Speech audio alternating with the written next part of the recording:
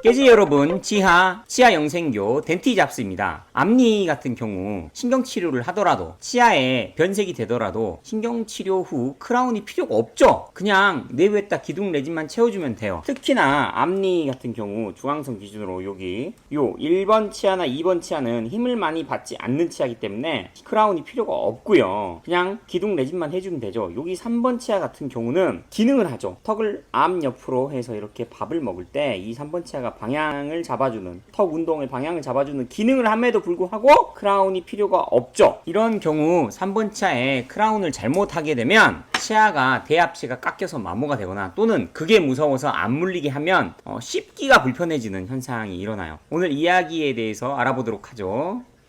자, 앞니 크라운은 불필요한 이유에 대해서 오늘 설명을 해드릴게요. 그리고 이렇게 신경 죽은 치아는 치아 미백 하면 되고요. 앞니 크라운을 하면 어떤 단점이 있는지에 대해서도 알아보겠습니다. 자, 오늘의 환자 지구인 JP1967 환자인데요. 자, 13번 치아가 오랫동안 놔둔 관계로 변색이 돼서 왔죠. 자, 우화 교합이고요. 변색은 되긴 했지만 13번과 43번 사이에 교합 유도 기능이 정확하게 수행이 되고 있는 게 보여요. 물론 이 포셀린에 의해서 얘가 마모가 되긴 했지만, 그리고 여기 보면 안에 비어있는 거 보이죠. 크라운 하고 나서 내부에 충치가 아니에요. 균열이에요. 교합 충격이 누적돼서 균열이 일어나서 분리되어 있는 거 보이고요. 좌하 교합을 보면 여기는 교합이 굉장히 좋죠. 자, 23번 자연치와 33번 자연치 간에 딱 교합점이 AM 교합점이 물리면서 교합 유도 기능 나오고, 그 뒤에 4번 치아도 나오고 5번 치아도 나오고 6번 치아도 나오죠. 이게 바로 치아 영생을 할 수 있는 정확한 교합이죠. 자, 상악 교합면 보면은 내부가 많이 썩어 있는 게 아니고 변색이에요, 변색. 자, 하악은 임플란트 4개를 타치과에서 한 거 보이고, 중앙선 기준으로 자, 21, 22번은 신경치료하고 기둥 세우고 크라운을 4개를 묶어놨는데 연결된 보철이죠. 연결된 보철인데 21, 22 괜찮고 11 괜찮은데 12가 뭔가 이상하죠. 여기가 내부에 균열이 일어나서 충치 생겨서 치아하고 크라운 사이가 이미 분리가 되어 있어요. 자, 확대한 스탠다드 엑스레이 사진을 보면은 21번과 22번은 뿌리끝 염증도 없고 잘 되고, 11번도 뿌리끝 염증 없고 12번도 없는데 여기가 균열이 일어나서 분리된 모습이 보이죠. 그리고 13번도 신경치료한 흔적이 보이네요. 뿌리끝 염증은 없고요. 야, 요거 그래서 요거를 뜯어요. 크라운을 뜯고 여기는 여기대로 미백을 하죠. 실활치 미백과 생활치 미백이 있는데, 생활치, 활력이 살아있는 치아, 신경이 살아있는 치아 생활치고요. 실활치, 잃어버리다, 활력을 잃어버린 치아, 신경이 죽은 치아죠. 신경이 죽은 치아는 이 내부에 열고 청소한 다음에 약을 넣고 시간을 기다리면 이게 미백이 됩니다. 그래서 뜯었고요. 뜯었을 때 제가 이야기한 것처럼 21, 22 멀쩡하고 11 멀쩡한데 12번은 내부에 균열이 생겼죠. 그 다음에 13번은 실활치 미백. 그래서 이제 임플란트를 심고 여기는 실활치 미백을 했어요. 그래서 실활치 미백이 끝난 13번 치아의 모습입니다. 그리고 임플란트 하고 나서 어버트먼트 위에 기둥을 연결을 했죠. 이제 최종 크라운만 하면 되겠죠. 자, 크라운으로만 대체가 가능해요. 이 크라운 벗겨서 레진으로 뭘 어떻게 해달라는 분들이 있는데, 그냥 크라운은 크라운으로만 하세요. 그냥 이거 레진 빌드업에서 할 수 있는 치과 의사는 있으시면 그분한테 가서 하세요. 없을 것 같아요. 그건 기술적으로 거의 불가능에 가까운 영역이라서. 자, 이렇게 PFM 크라운을 했고요. 왼쪽 23, 22 그래요. 그런 식으로 자연스럽죠? 여기 놀라운 사실은 이거 미백한 거라는 사실. 실활치, 응? 실활치 미백한 거. 이 위주로 볼까요? 자연스럽죠? 됐어요. 교합 맞춥시다. 그 다음에 여기 13번은 실활치 미백해서 거의 정상화가 됐죠. 근데 이제 중요한 것은 우화 교합에서 봤을 때 교합 유도가 나온다는 거죠. 여기가 물리고 있잖아요.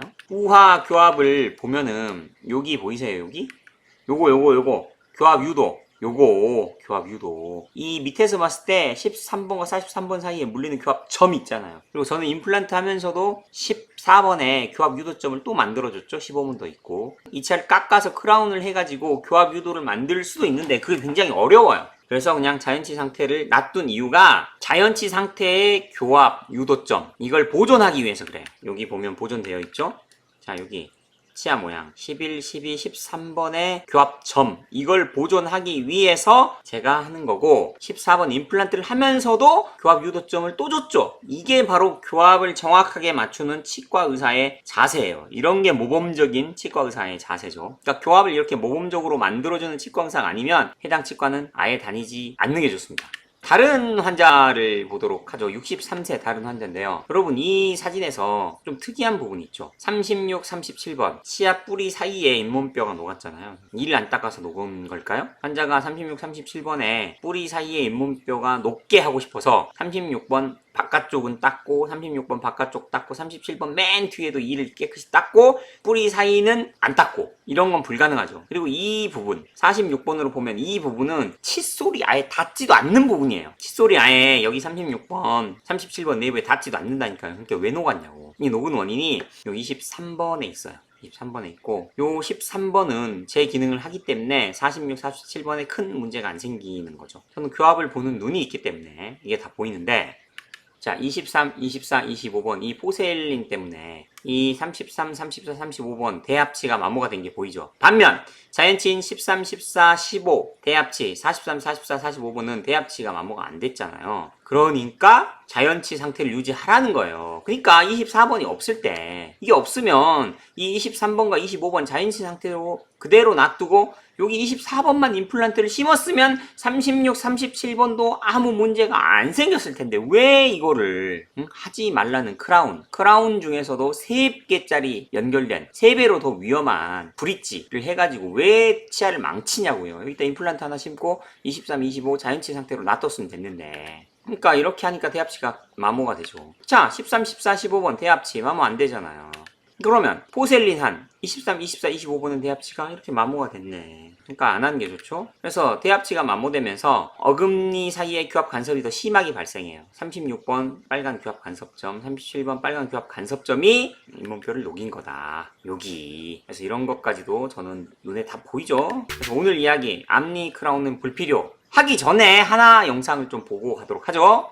자, 유튜브에 견치유도라고 검색을 하면 제가 만든 영상이 나오는데요. 견치유도. 자, 여기 영상을 보면은 23번 치아에 왼쪽으로 밥을 씹을 수 없다는 환자가 왔어요. 그리고 왼쪽 어금니가 씹을 때 아프대요. 이런 환자가 왔단 말이에요. 그러면 앞에서 봤을 때 여러분은 이것만 보이겠지. 아, 앞니 임플란트 원장이 수술을 제대로 못해가지고 티타늄 나사 부분이 노출이 돼서 보기가 싫다. 그거는 겉모습이고 더 중요한 건 기능이죠. 교합. 이거를 이렇게 보면 잘 모르고요. 정면 교합이 아니라 여기 11, 12, 13번 치아와 대합치 43번 치아가 물리잖아요. 그리고 보조적으로 14번 치아와 44번 치아도 물리잖아요. 그러니까 교합 유도 기능이 살아있어. 여기는 오른쪽은. 그러니까 오른쪽은 밥을 먹는다고 환자가. 근데 왜 왼쪽으로 밥을 못 먹냐? 보세요. 이 환자가 선천적인 영구치의 부정교합으로 인해서 14번이 90도가 좌측으로 돌아가 있죠. 그래서 교합 유도 기능이 안 나오고 있죠. 그럼 그 상태에서 이 3번 치아가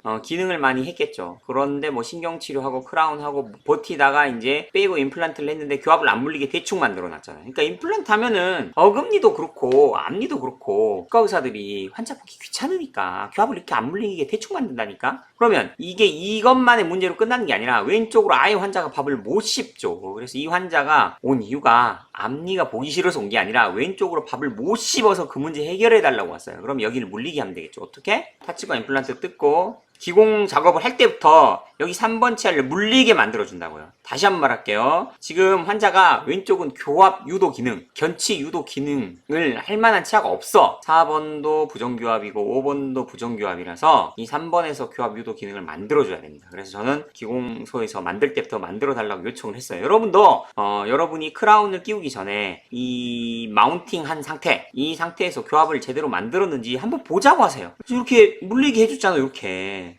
이렇게 물리게 해줬다고.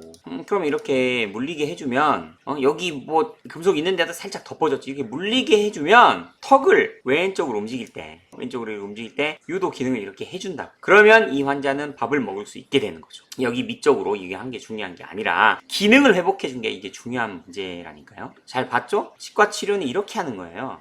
자, 오늘 이야기의 결론. 앞니 크라운은 불필요한 이유. 1번이나 2번 치아는 교합에 있어서 큰 힘을 받지 않기 때문에 신경치료하거나 변색이 되고 나서도 크라운이 필요가 없어요. 그냥 기둥 레진 하면 되고요. 기능을 하는 힘을 많이 받는 이 3번 치아도 크라운이 필요가 없어요. 실활치인 경우, 신경 죽은 치아인 경우에 이렇게 치아 미백을 한 다음에 내부에 기둥 레진 세워서 이렇게 기능을 시키면 됩니다. 그리고 앞니에 크라운을 하게 되면 포셀린을 했을 때 이 대합치가 망가질 수 있고 안 물리게 하면 교합 유도 기능을 못하기 때문에 이 어금니 쪽이 밥을 제대로 씹을 수 없거나 불편하게 됩니다. 그러니까 반드시 이걸 물리게 하면서 교합 유도 기능을 하게 하면서, 근데 그렇게 할 바에는 그냥 자연치가 가진 그 교합을 그대로 활용하는 것이 가장 안전하고 좋은 방법입니다. 이 3번 치아가 정확한 기능을 수행해야 뒤에 어금니들이 치아 영생이 가능합니다. 이만 마칠게요.